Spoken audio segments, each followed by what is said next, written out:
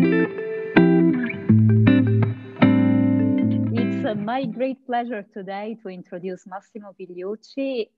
He will join our talk on the meaning of life. He's one of the greatest experts on Stoicism. I mean, meant not only as what you read on the books, but, Stoicism as a way of life. He started as a scientist and then slowly arrived to philosophy. Well, not even so slowly, actually. And today he's a professor of philosophy at CUNY City College in New York.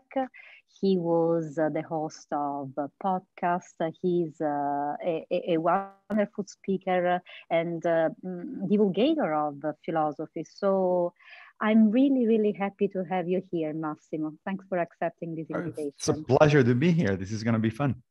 Yes, yes. From where to start? Yeah, given this time, the coronavirus and all that we are witnessing to regain some sense of normalcy. I know that you were one of the first defensor of the meaning of science and making sense from science, considering all the angles of pseudoscience. Where are you today? What is science for you today? How do you interpret all this climate of uncertainties and yeah, that's a good question. I mean, uncertainty is a fact of life, right? I mean, we're always uncertain about the future, about what kind of decisions to make or not to make, who to trust or not to trust, and so on and so forth. And that is actually one of the lessons of science. I mean, science, unfortunately, it's often understood by a lot of people as a provider of certainty, but in fact it's not.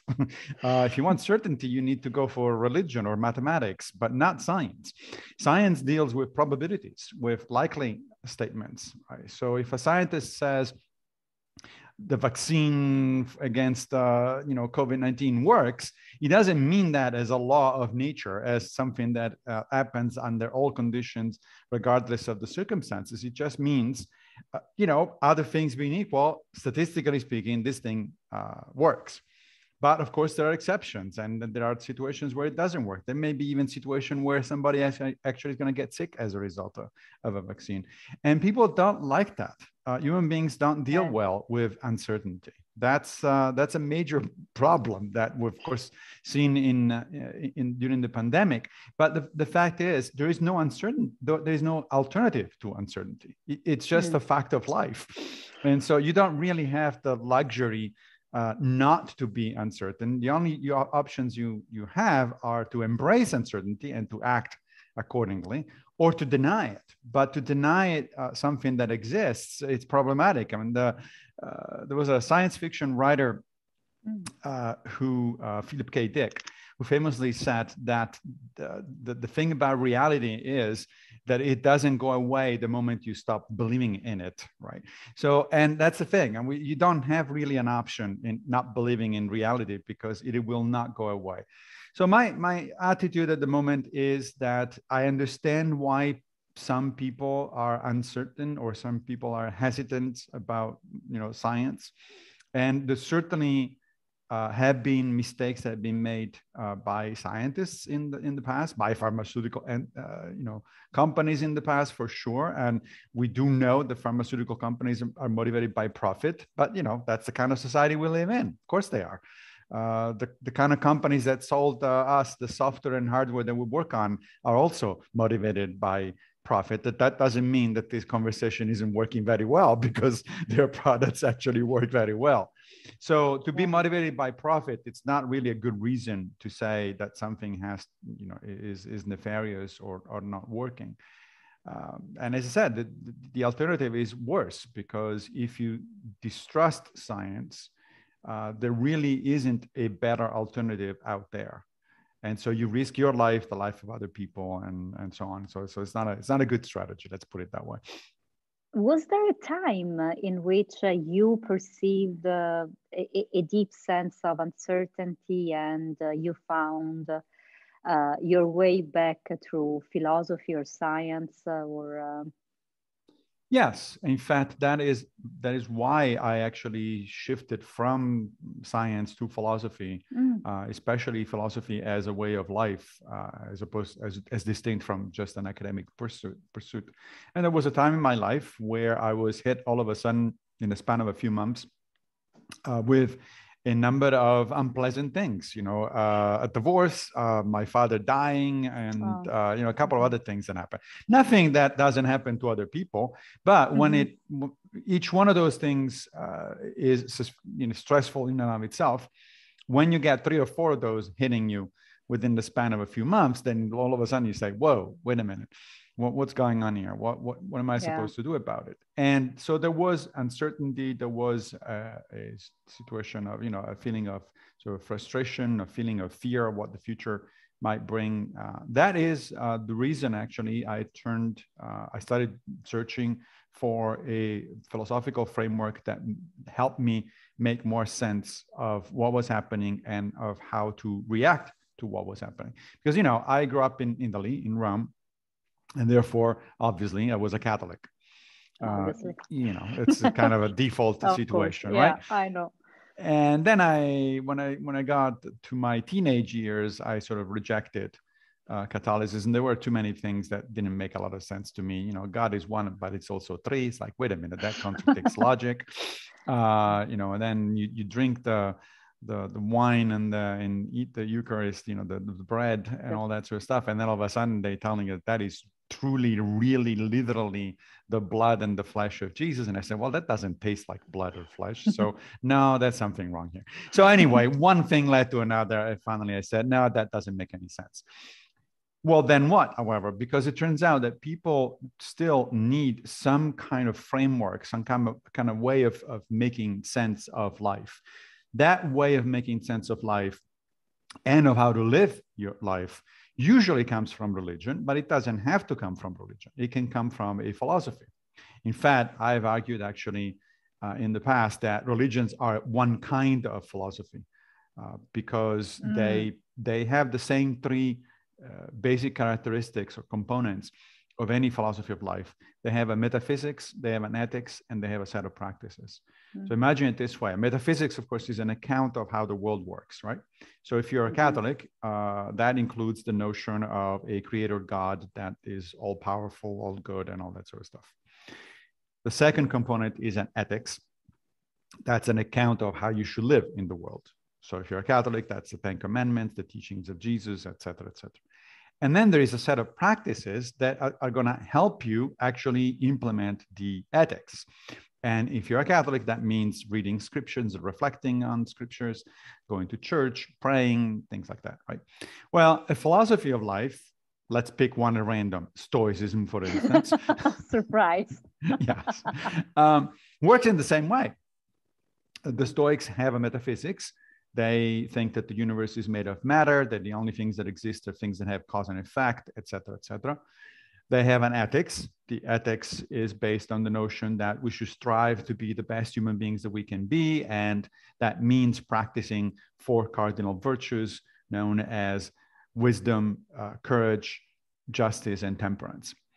And then they have a set of practices. They have exercises. They have types of meditations. They have, they write their own thoughts in a kind of a philosophical diary to help themselves improve, analyze their situations and improve it. So it's pretty much the same thing.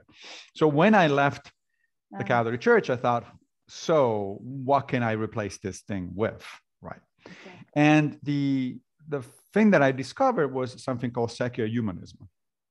So secular humanism is a philosophy that has been around for maybe a century or so, give or take. And it is the same kind of philosophy that is at the basis of notions like universal human rights, for instance. So secular humanists have been big proponents of the notion that we are all human beings and we all should have the same rights. And in fact, they spelled out what those rights are. In fact, the United Nations Declaration of Human Rights is basically based on a set of humanistic principles. But when many years later, the crisis actually hit, right? When I got the divorce and my father dying and all that sort of stuff, I reached toward for secular humanism and said, okay, let's see how this philosophy is going to actually be helpful. And it wasn't. And the reason it wasn't helpful is because secular humanism is a nice set of principles, so general principles, as I said, things like human rights. But, when you had to deal with the fact that all of a sudden you go into a divorce or your father is dying, general principles don't help very much. It's like you want to know what am I supposed to do here? How am I supposed to deal with this situation? So general principles are not enough. That is what brought me to start looking more carefully at a series of philosophies of life. I started out with Buddhism, actually. Wow.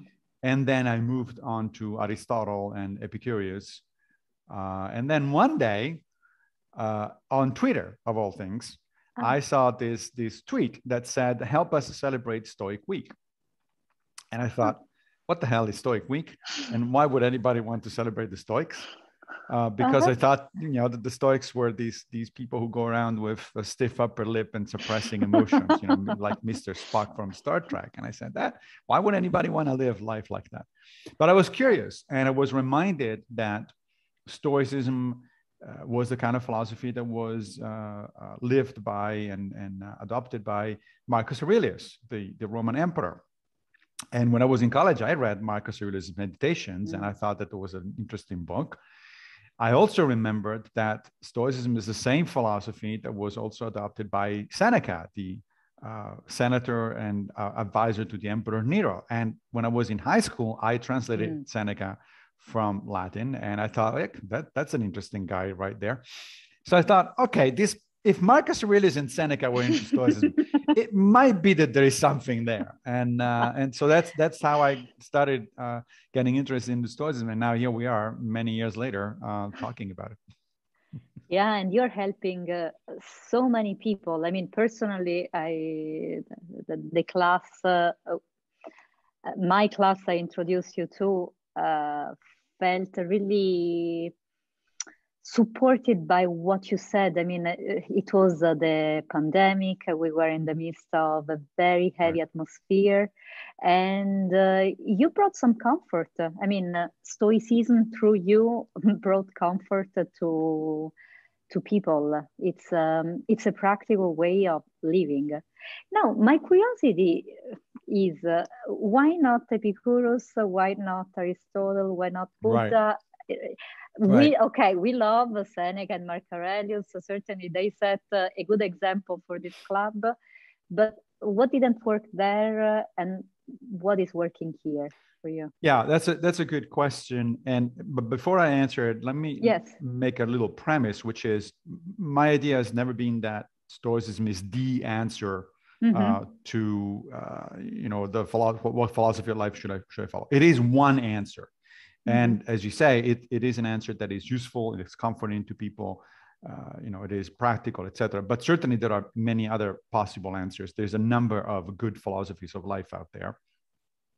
And so to some extent, the choice of philosophy of life depends on your personality, on your cultural background, and on whether the authors within that particular tradition actually clicked with you or not. So for instance, when I started reading about Buddhism, I appreciated what I was reading, and I understood the basic ideas, and I said, this sounds good. However, the language was very strange for me. It was not, I was, obviously because I didn't grow up in that kind of tradition, in the Indian or Chinese tradition. So the language was alien to me, that didn't really resonate immediately. And I couldn't get around to adopt the Buddhist metaphysics. So when you're talking about karma and reincarnation and stuff like that, it's like, no, that's not, I'm not going to go there. But that's just me. It could work very well for somebody else, right? Now, Aristotle was interesting because, of course, Aristotle is typically in the Western canon is the person that is the reference person when we're talking about philosophy of life. That's it, right? The virtue ethics is basically canonized by Aristotle. However, the problem with Aristotle's philosophy is that, he says, look, if you want what the Greeks called a eudaimonic life, so a life of flourishing, a life that is worth living, you have to act with virtue. You have to work on your character. That's fine. I'm on board with that. But then you also have to have other things, what are sometimes referred to as externals. So you have to have a little bit of education. You have to be in good health. You have to have a little bit of money. You have to have a little bit of good looks. And I was like, come on. Now this kind of excludes a lot of people. A lot of people don't have one or more of those things. It can't be right. Right. It doesn't sound right to me. Also, of course, famously, Aristotle thought that the highest possible life for a human being is that of contemplation, right? So it's a life of philosophizing. And I don't think so. As much as I love philosophy, I don't think that that's the highest life that a human being can aspire to. It seems like a waste of time if all you do is just to contemplate things.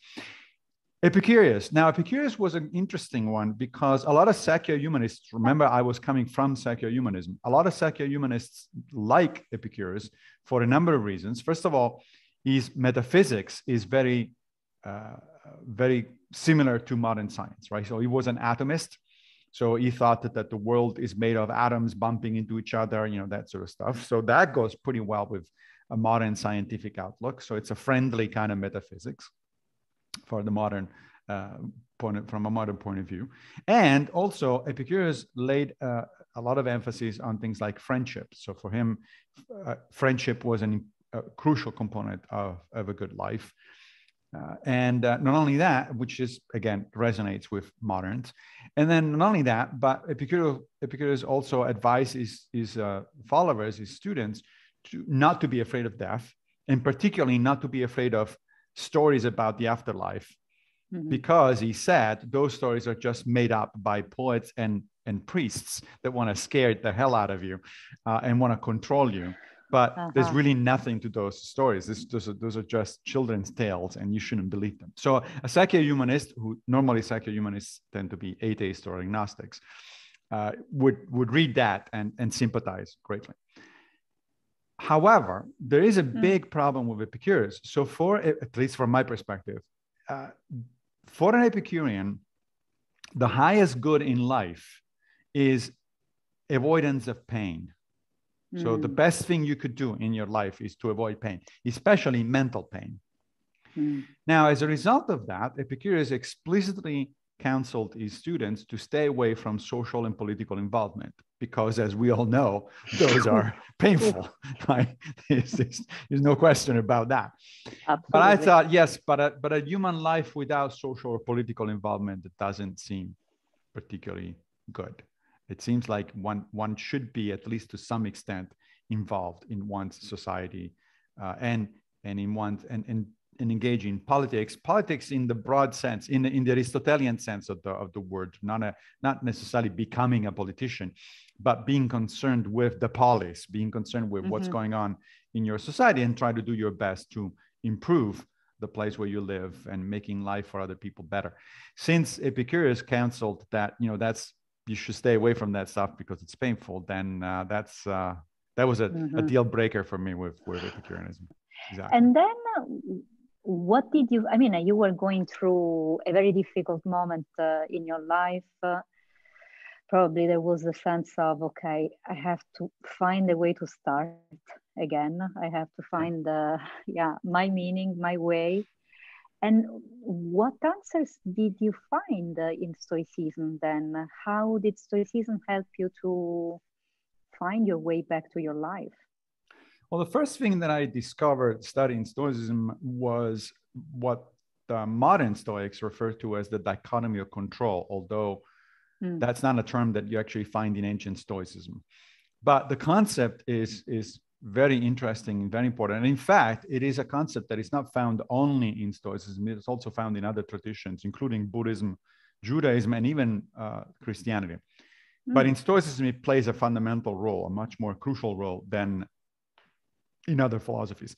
So the dichotomy of control basically tells you that, look, certain things in life are under your control. You can actually act on them, and other things are not. You can act, but you don't control the outcomes of your actions. You know, you may try to do something, but ultimately what happens is not under your control. And the Stoics say the wise person focuses his or her efforts on the things that are under their control and cultivates an attitude of acceptance and equanimity toward the things that are not under your control. So what does that mean? For instance, we are in a pandemic. Still are in a pandemic. I know that some people wish that this were gone, but it's not. We're still in the middle of a pandemic. So what is under my control and what is not under my control? Well, under my control is to begin with refresh my mind about knowledge, pertinent knowledge. What is a pandemic exactly? What is a virus? You know, how does that work? What is a vaccine? And I'm not talking about becoming an expert in epidemiology or virology or anything. I'm talking about Wikipedia level kind of understanding, right? But why? Because you want to be informed. You're all of a sudden you're trusted into this very unusual situation. You know, the first time that this happens in this century, or in fact in a century, and you want to know what's going on. You want to have some. So that's under my control. Also under my control is to make practical decisions about how to handle the pandemic. For instance, after I started listening early on to the experts and discussions about what you should do and you should not do, I started practicing social distancing. I started sanitizing my hands. I started wearing a mask. As soon as it became available, I got a vaccine, right? Those are all things under my control. What is not under my control is, first of all, the pandemic itself. I can't just wish it away, right? It's here. I have to deal with it, which has a lot of consequences, limitations on travel, or now that travel is possible, it gets more complicated. You know, I was just in Italy recently, and for a conference, and one of the first things I had to do as soon as I got in was to look for a pharmacy to get a COVID test so that I could come back, right? So it's like, well, that didn't used to be the case, but it is the case, and now the decision to travel was mine, and I knew that if I decide to travel, then this is the kind of stuff that you have to do. So there are a lot of things that are not under your control that you cannot even influence, in fact, right? Mm-hmm. Like being the rules on airplanes, or or the rules that different countries have now put in place for travel, that sort of stuff. All of those things, you just have to accept them, that there's not much you can do. Now, there are things that you can influence, of course, but you don't control completely. For instance, I would like not to get sick, right? That would be nice. And so far I've managed to avoid the virus. I'm glad. But that is not under my control. If you think about it, what is under my control is to do my best in order not to get sick, which turns out to be the kind of things that I just mentioned: get a vaccine, wear a mask, et cetera, right? But actually not getting sick is not under my control, because even if I do everything right, I could still get the virus. Viruses are sneaky things. As a biologist, I can tell you, you could do everything right, and then you're just unlucky. Mm-hmm. And then you still get it. So the notion that the Stoics have basically is that efforts and decisions are up to you. Outcomes are not. And once you internalize this, life becomes much simpler. Because all of a sudden you started seeing everything as, well, does this belong to me or does it not belong to me? Is it up to me or is it not up to me? If it's up to me, let's work on it. If it's not up to me, just set it aside. Don't even think about it. I try not even to think about the fact that we're living in a pandemic, not because I want to deny it, but because there's nothing I can do about it. So if there is nothing I can do about it, then why the hell am I worrying about it? It's not productive. It's now, of course, it's difficult not to worry about things like getting sick, and that's why it's a process. You work on it. Philosophy as a way of life is not something that you suddenly adopt and then it works and that's it. It's a work in progress basically for your entire life. The Stoics actually had an interesting way of putting it. It's similar to working on your physical fitness, right? So if you say, I want to get fitter. I want to get a better aerobic capacity, better more muscles. That's great. So how do you do that? Well, for instance, you start exercising. Let's say you join a gym, right? And then you start learning about the different exercise regimes and machines, et cetera, et cetera. But you don't just learn about them. You have to actually use them every day, right? Or at least several times a week. If you don't use them for the entirety of the rest of your life, you're not going to get the benefits. Knowledge by itself, knowledge of the machine doesn't do anything if you don't actually put that knowledge into practice. And as soon as you stop practicing, you're going to lose the benefits, right? So it's just like going to the gym. It's a lifelong commitment. You don't just do it for a few days. That's an excellent metaphor. Yeah, super clear. Look, what about fun? What about pleasure? Right. I mean, Stoics, as you said at the beginning, they are often seen as this kind of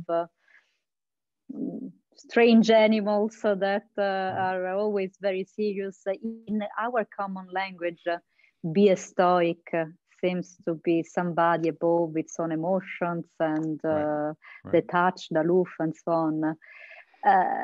In reality, it doesn't work that way, obviously, because human beings don't, as I said, that would really not be a particularly, good life for a human being. What happens is that the Stoics have no problem with pleasure because they say that pleasure is in accordance with nature, meaning that it comes natural to human beings to seek pleasure. And in fact, they also have no problem try to avoid pain because pain is against nature. People don't want it. Naturally, people don't want to, get hurt. However, what they say about pleasure is that you should own your pleasures and not the other way around. So pleasure is fine, but because as a component of a normal human life. But if pleasure starts driving everything you do, that if pleasure becomes the objective of your life, if you indulge in pleasures and nothing else, that, according to the Stoics, is not a particularly good life. It's not a particularly meaningful life. And as it turns out, modern psychologists agree. There's a lot of research in modern psychology, especially in something called positive psychology, which is meant to focus on the constructive and positive aspects of a human life as opposed to the pathologies, right? A lot of psychology, ever since Freud, has focused on the pathological part. But then psychologists, like about 20 years ago, realized that, like, wait a minute, there is also this other thing here. People actually want to have a good life. So what do we tell people that want to actually have positive answers? Well, modern psychologists have now pretty much confirmed empirically what the Stoics and other ancients, not just in the Western tradition, had intuited. That is, a human life is not a good life unless it has not just a hedonic component, pleasure, right, as in hedonism, but also what they called a eudaimonic component. Eudaimonia, I've already mentioned the word, is the word that the ancient Greeks used to refer to a life worth living. So a eudaimonic life is the kind of life that you get to the end of it, you look back and say, yeah, that was not wasted, right? I didn't waste my time there. Now, a eudaimonic life, the eudaimonic component of life has to do with meaning. You have to do things that are meaningful. And pleasure by itself is not sufficiently meaningful psychologically for human beings. It turns out that you have to do things like mostly involve yourself in the projects that make sense to you, especially if those projects are helpful to other people. A major source of eudaimonia, a major source of meaning in people's lives, comes from doing things that are actually helpful to others. Think about it this way. There is, again, research on people that are on deathbed, so near the end of their life. And psychologists have asked them, so what kind of things do you regret and what kind of things do you think you did well? And surprise, surprise, nobody regrets not having gone to one more dinner in a nice restaurant or to having spent more time on Facebook or anything like that. What they regret usually is not having spent enough time with family and friends. Right. So it's relationships that appear to be important, not not pleasure per se. Pleasure is a spice. It's definitely a spice of life, right? So if you cultivate friendships with your friends, you might as well do it over a nice dinner and with some, wine flowing, that sort of stuff. So pleasure is important. I don't think, and the Stoics, again, do not deny that. But if it becomes your major goal, then you're missing something important in life. And what do we do when it's exactly our relationships to be affected? Meaning, when we perceive that we are always seen as wrong, or as the weird one, or the piece that is not fitting in the group. I don't know. Have you ever experienced that, or do you have advice for that feeling when creating bonds become extremely difficult? Change group. Right? Yeah. Change group. Like, go to another group. If you don't fit in your group, find another one. Actually, Epictetus, who was a early second century Stoic philosopher, writes about this quite a bit. And he said, well, to be specific, Epictetus never wrote anything. One of his students wrote a couple of books based on conversations with Epictetus. But let's say more or less Epictetus says. So Epictetus actually deals with this issue, and he says, look, be careful the kind of company you keep, because, which is, of course, the kind of advice that your mother probably gave you when you were a kid, right? Now, why does he say so? He says, because on the one hand, you want to be helpful to others, and because that's part of the meaning of your own life. Being helpful to others, helping others is a good thing. But if you are with people that drag you down, if you're the people that ignore you, if they are the people that dislike you, for whatever reason, arbitrary reason, then you're probably wasting your time. Then you're not actually getting through at some level. You're not being able to interact with those people.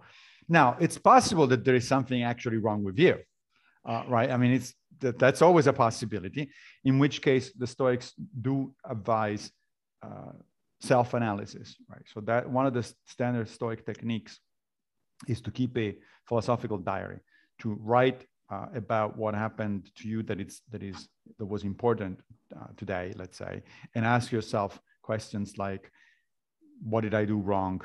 What could I have done better? That sort of stuff. So, and sometimes you might need help from somebody else, like a therapist, for instance, because there may actually be something not particularly good about you. There may be something off about you. But more often than not, it isn't about you. It's about that you hang around for whatever reason with the wrong people. That if it turns out that a lot of people in your group don't appreciate you, they try to exclude you, et cetera, then probably you need to look for other people. You probably need to look for other groups, if possible. And it usually is possible, because especially these days, we live in a society where it is actually fairly easy to reach out by a variety of means, both in person and online. And, I know we're all down on social media, and for good reasons. But social media is just a technology. It depends on how you use it. Like every other technology, you can use it badly and make your life, meaningless or miserable, or you can use it, for good purpose and actually improve your life. So I would say it's a question of being able to choose your friendship, the people that you hang out with. And that is part of wisdom. In my life, for instance, especially after I got into Stoicism, I occasionally reevaluated certain friendship. And I said, you know what? Turns out this person is not really that good for me. It's just not happening. And so you need to move on and do something else. The same, of course, goes for more intimate relationships. I mean, partnership and love are big deals, obviously, in our lives. And the Stoics are very cautious about this. For the Stoics, love is important, as it turns out, because building a a deep relationship with somebody else is an important component of your life. It's basically a very special type of friendship, right? At least ideally, right? But there are also lots of situations where the thing doesn't work. And if it doesn't work, saying things like, oh, but I'm in love with him no matter what. Well, no. What do you mean no matter what? If he's abusive, then maybe you should just leave. You just move away from it, right? If it's not, and we don't need to get to situations where people are abusive. If a relationship is not good for you, then ask yourself, why the hell am I staying in this thing? On the one hand, it's striking a balance between running away at the first problem. I mean, you don't want to do that, because otherwise you never get into a deep relationship with anybody, either friends or partners. But at the same time, at some point you have to see the writing on the wall and say, okay, this is really not good. So let's do something else. Let's move on. And what about when commitment issues show up? Is this an opportunity for self-analysis? Or is it just that you really don't see yourself fitting with anyone, and then you have to keep going, but then you question yourself? What do you do in these situations? Yeah. So, we often hear the phrase unconditional love or unconditional commitment. I think that's a bad idea. It's a really bad idea. You cannot love is always, or relationships in general, they're always conditional. Mm-hmm. They are conditional on reciprocity, for one thing, right? So I'm giving something to this relationship, but I also need something back from it. Relationships that are asymmetrical, where one is the saint and the other one is a jerk, are not particularly good. They're not healthy relationships, right? Relationships of extreme dependence. It's one thing to be helped by the other person through a crisis or in practical terms, but if you're dependent on the other person so that you cannot actually function without that other person, then there is a problem. Then there is an issue. So this notion of sort of unconditional love is something that we got from the Romantics, and it's a bad idea, just like many ideas that the Romantics put forth in my mind. at least I'm not very sympathetic to the Romantics, because it too easily slides into abuse or at the very least into taking advantage of the other person. I mean, I suppose you could make an argument that a relationship should be a love relationship should be unconditional in the case of children. Even that, however, so I can imagine what if my child turns out to be a mass murderer, for instance? Should I still keep loving that person just because he shares 50% of my DNA? I think that's at least questionable. I mean, it's like, no, not really, not necessarily.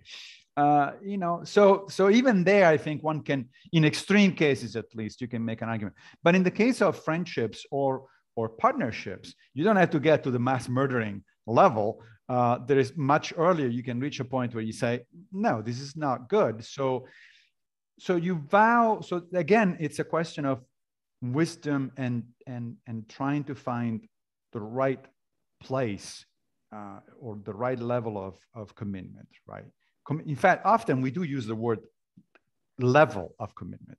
If you use the word level, that means that it's not a yes or no. It's a continuum. It goes from 0 to 100, right? And so you have to decide that, when, let's say you get married or you enter into a stable partnership of any kind, you're vowing, of course, a certain degree of commitment to that person. And that vow should be taken seriously. You're not joking. You're actually starting, trying to start a life with somebody. But it has to be understood that if that person starts beating you up, either physically or psychologically, then there is a point where you can say, you know what, I am taking that commitment back.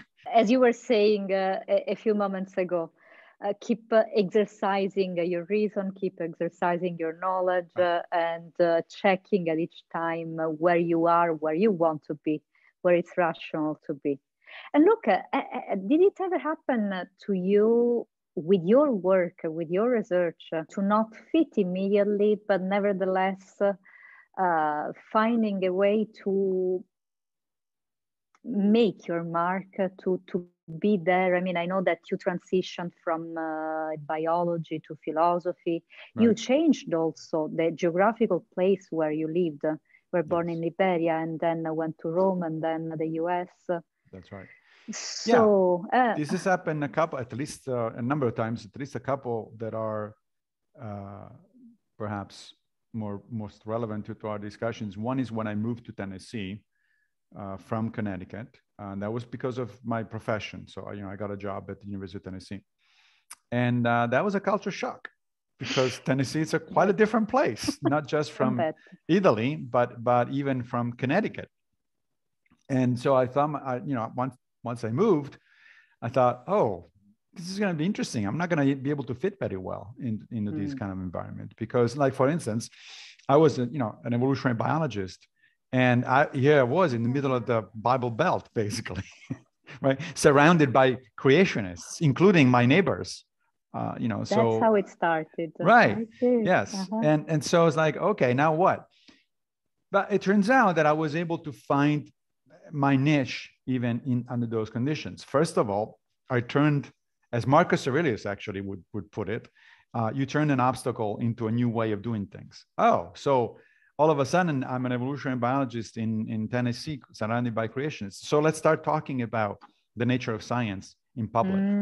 Let's start actually turning this from a problem into an opportunity of talking to people in a certain way, try to bridge gaps between science and religion. So I did that for several years. And also I looked for people that I could, again, we were talking earlier about, do you fit in your group or not? Well, I looked for different kinds of people, because the ones that I met randomly in Knoxville, it wasn't working. It was not going very well. So I looked, and I finally found a number of people. And eventually, by the time I left, I've had friends that are, lifelong friends. They're still there, and we still interact on a regular basis. So that was the first big situation where I had to deal with, not fitting. And then the second one was when I changed my profession from evolutionary biology to philosophy of science, because naively, as it turns out, I thought, well, here I am, a scientist, with credentials, 20 plus years of research, all that sort of stuff, that wants to do philosophy, but it doesn't just want to play at the philosopher. I actually went back to graduate school and got my PhD in philosophy. So I thought, hey, my new colleagues in philosophy are going to take me seriously, because I actually got, I did the hard work. And my old colleagues in science are still going to be, sort of taking me seriously, because they've known me for almost a quarter century. Turns out, it was difficult initially to be taken seriously by philosophers, because they saw me as an outsider. As here comes the scientist who wants to play philosophers. What does he know? Has he really read Kant? Because that's typically one of the tests. Like, has he really read Kant? And the answer is yes, I did read Kant. In fact, I took a whole damn course on graduate level course on Kant. So it took me some time, and then I also started noticing some skepticism from my former colleagues in biology, because they couldn't figure out, why the hell is he leaving?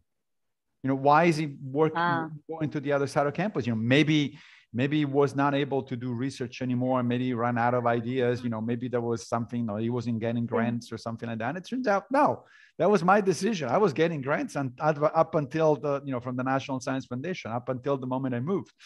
But it was difficult. So now from an insider, I become an outsider. It's like, why does he do philosophy? Why is he going over there?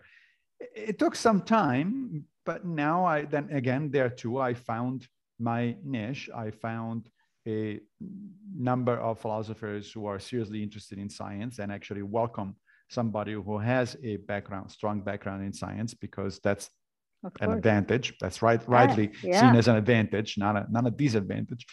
And I have some colleagues among my biology colleagues and friends who have sort of come to terms with my decision, and they're now intrigued, and they now, they talk to me about it. It's like, so what are you doing there, and what is it? So, but it did take some time. It took a few years to figure it out. Why did you move? What motivated your decision? A lot of academics do get mid-career. I was when it happened to me, I was already a full professor with tenure at the University of Tennessee, and you get to mid-career and you look and you say, okay, I've been doing this for 20 plus years. Now, do I really want to do the same exact thing or thereabout until I retire for another 20 or 30 years? And in my case, the answer was no. Mm-hmm. Now, a lot of this is not unusual among academics. A lot of academics ask themselves that question at some point during their career. And a lot of people actually do change focus. But what was unusual in my case is that I changed focus by changing discipline entirely and going across campus, basically from the sciences to the humanities. A lot of my colleagues would change, topic of research. They might even change field, but go nearby. So, for instance, you're an evolutionary biologist, you become interested in ecology, or you are a molecular biologist and you start working on, microscopy or something like that. That is actually fairly common. What was uncommon, therefore, in my case, it wasn't the fact that I felt the need to change midway through my career. That's fairly frequent. What was uncommon was the kind of decision that I made, that kind of jump. That's unusual. I don't know many people that have actually crossed from the sciences to the humanities. And was philosophy because you were in that moment in your life that you described before, or? In part, yes. In part, that was it. But actually, the reason for philosophy was went back all the way to high school. When I was in Italy, I did the Liceo Scientifico, the scientific lyceum. So I had to take 3 years of philosophy. And my teacher was Enrica Chiaromonte, was a great teacher, and so she really made the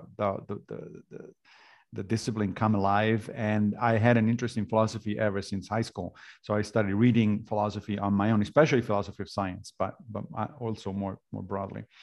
And then something completely serendipitous happened. When I was at the University of Tennessee, they hired, the philosophy department there, hired a young philosopher of science, Jonathan Kaplan, who had just defended his thesis at Stanford. And Jonathan's thesis was on nature-nurture issues. So on the interaction and complication of nature and nurture, which is what biologists call gene-environment interactions. And guess what I was doing as a biologist? I was working on gene-environment interactions. So when Jonathan came on campus, he knew my name because he had cited some of my work in his dissertation. And so he called me up. He said, I'm new on campus. I've just been hired, and my thesis has lots of references to your work. Would you mind, going out and having a coffee so we can talk? So we did, and we hit it off well immediately. We became friends. He started coming to my lab meetings, interacting with my graduate students and postdocs.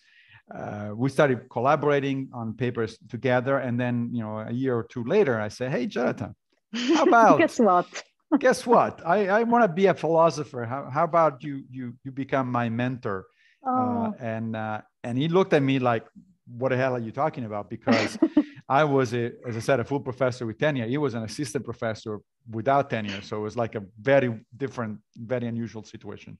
But it came around, and it worked great. We had a lot of fun for 3 years or thereabout. And then we co-published together my dissertation, which is called Making Sense of Evolution, is published by Chicago Press.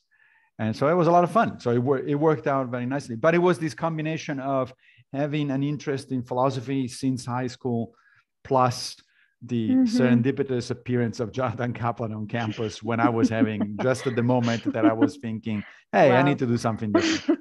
Incredible.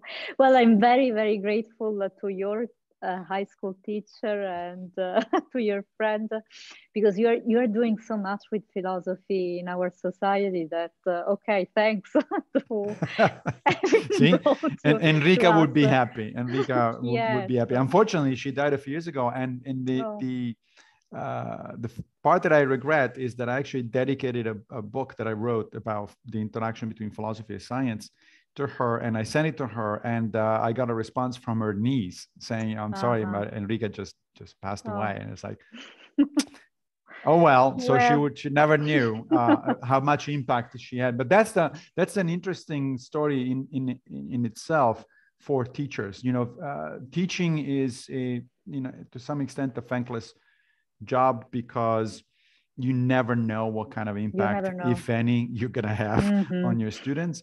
And sometimes, like in the case of Enrica and myself, the impact literally took decades. Right? Yeah. So, to the point that when it actually happened, she actually just died. But so she would never know. But nevertheless, I owe it to her if I was able to do these kind of things. So you never know.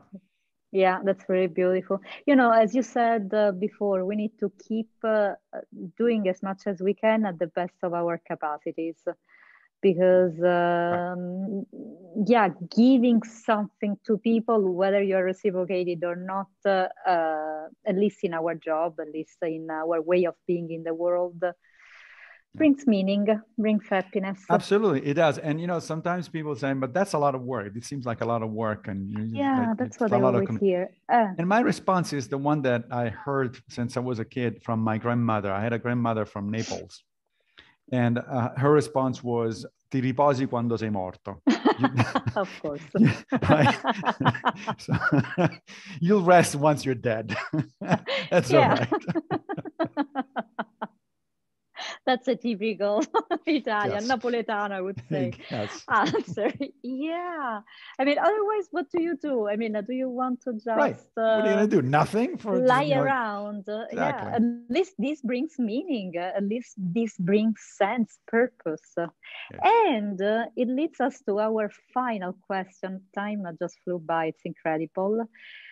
My last question for you is... what's the meaning of life? What do you think is a life? Oh, that's a short one. That's an easy question. It's going to take just 30 seconds. Just 30 no problem. Seconds. Yeah. So to some extent, I think that is, forgive me, I think that is the wrong question, but I'm going to explain of course. why. Meaning that meaning is not out there. People often think of what is the meaning of life as if it were something to discover, something that, you point the telescope somewhere and you find the meaning, right? But it's not out there. Meaning is constructed by us individually. We, in a sense, make up the meaning of our own lives by what we do, by the decisions we make, by the courses of action that we take. And therefore, there is no universal meaning of life. For me, the life of a teacher and academic is meaningful, but for somebody else could be extremely boring and nothing to be excited about. Somebody else might have other things in mind as meaningful. Now, that said, there are some commonalities. There are some basic things that are actually common to all meaningful lives. And we know this both by intuition, by sort of self-introspection, etc., but also because modern psychology actually, as I said before, gives us data, gives empirical information about this. So for instance, different people find different professions to be meaningful. And if you are lucky enough that you have a job that is meaningful to you, as opposed to just a job that you have because you have to pay the bills at the end of the month, right? That does become a part of your identity and therefore part of what gives meaning to your life. I mean, if I were doing something that I completely dislike or at least had no particular interest in, just because as I said, I have to pay my bills, well, that part of my life will not be part of what makes it meaningful. But because I'm lucky enough to do a job that I actually love, then that is part of the meaning of my life. But it's not the only part. And the part that I think is common to everybody is the one that we were talking about earlier, that is building meaningful relationships with other people. friendships in particular, obviously partnerships with people. If you have children, then relationships with your children. Those things are an important and pretty much universal component of a meaningful life. It's like, it's really hard to imagine a human being having a meaningful life if that person has no deep relationship with anybody. That doesn't mean you want hundreds of friends. In fact, Aristotle will say you cannot have hundreds of friends, because a friend is not somebody you see once in a blue moon and go out for a drink. A friend is somebody you have a normal, regular relationship with, a deep relationship with, and there is only so much time in the day and so many days in the week, so you're not going to have many friends, right? It's laughable when I hear, for instance, somebody boasting that, hey, I got 500 friends on Facebook. I said, those are not friends. Those are people, maybe, because half of them are probably Russian bots, but but they're not friends. Yeah. If you have 3 or 4 of those people in your life, you're pretty lucky. That's a pretty good result right there. So I think that the meaning of life is self-generated, is internally generated. It's not universal. It has components that are not universal, meaning that what makes my life meaningful may be different from what makes your life meaningful. But there are some components that are meaningful. And those components are relationships, friendship, partnerships, etc., and the ability to pursue projects that you find important for whatever reason. Super clear. I can't agree more. Thank you so much, Massimo. This conversation was,